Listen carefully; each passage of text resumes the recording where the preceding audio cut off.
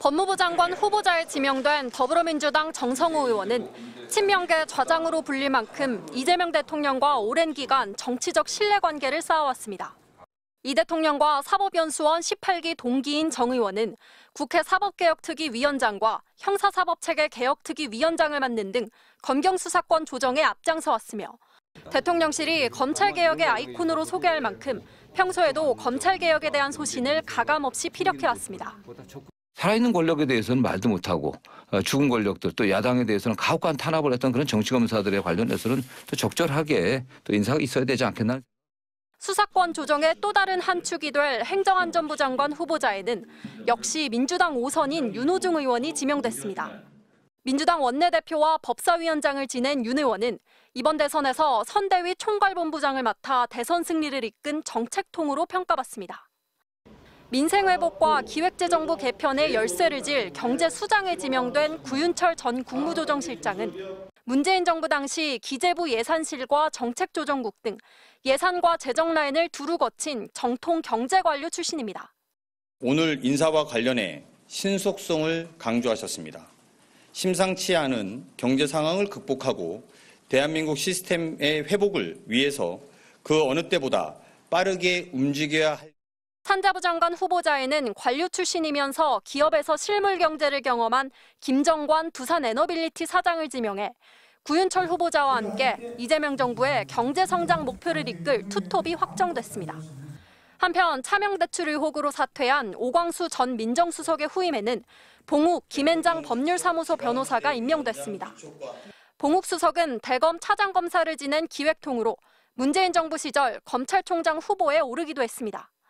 또다시 검찰 출신을 기용한 데는 내부 사정에 정통한 민정수석으로 검찰개혁을 이루겠다는 의지가 담긴 걸로 풀이됩니다. 이번 발표로 19개 정부부처 장관 중 17곳의 진용이 갖춰진 가운데 대통령실은 남은 국토부와 문체부 장관 인선도 내부 검증이 끝나는 대로 발표할 예정입니다. MBC 뉴스 김정우입니다. 한 단어로 하자면 입체적인 것 같아요. 윤석열 전 대통령을 포함해가지고 제가 볼 때 한 두세 정권 박근혜, 문재인, 윤석열까지 별로 입체적이지 못했던 것 같거든요. 그런 느낌이었다면 이 대통령은 입체적이죠.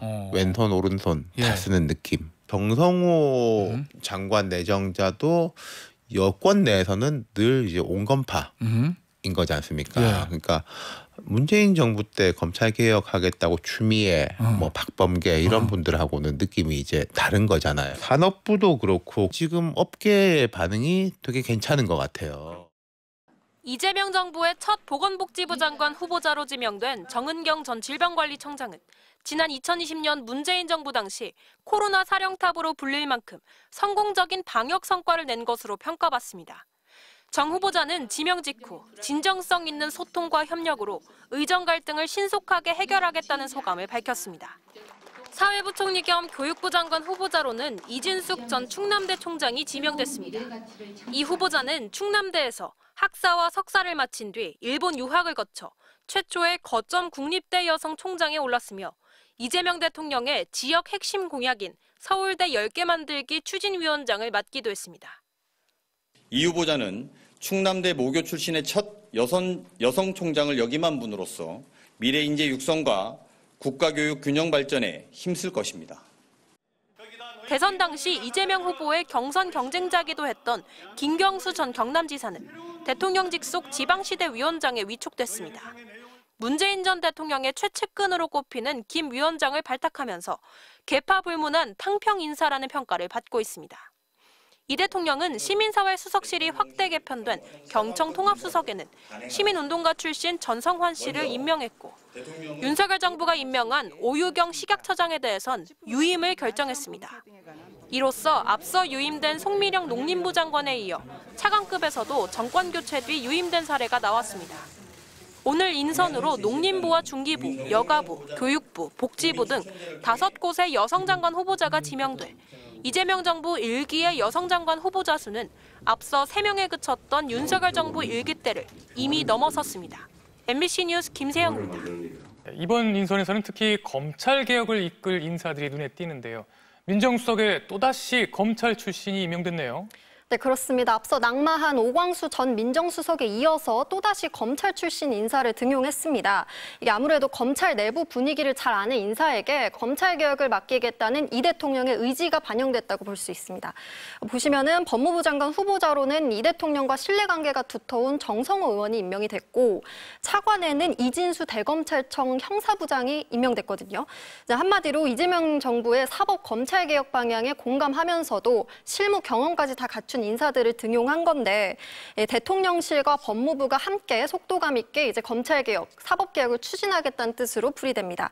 대통령실도 출신이 중요하지 않고 어떻게 검찰개혁을 하느냐가 중요하다. 사법개혁을 실현시킬 적절한 인물들이라고 평가했습니다.